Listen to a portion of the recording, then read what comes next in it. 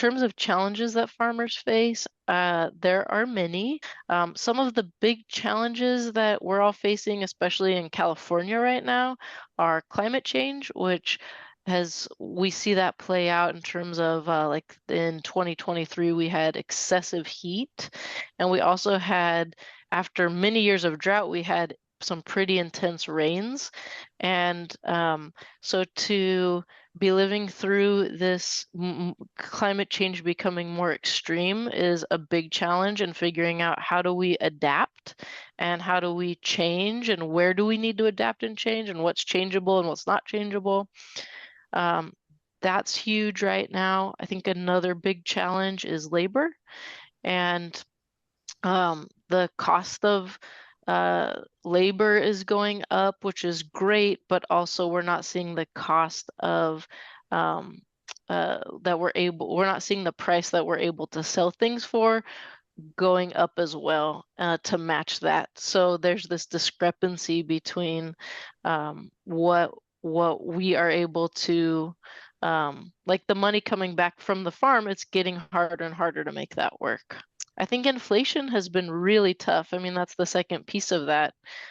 Inflation has had food inflation in particular. It's been tough on all of us who, go to the grocery store and buy food, and we're seeing that play out. I am always amazed at the resiliency of our industry and the people in our industry, because so much is out of our control and so much can go wrong in any given year. We farm permanent crops, so we're farming fruit trees, and you get one cycle a year.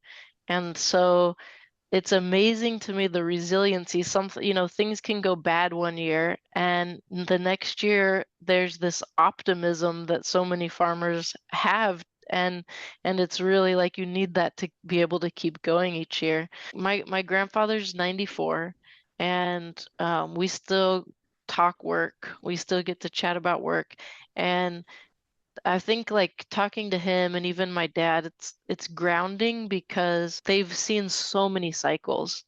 And so even though, they haven't seen like climate change how it is now, they've been through so many cycles, and there are periods where things are great and there are periods where things are hard, and we hope that the hard periods are short. But I think while we're dealing with different challenges, what's the same is that there are ups and downs.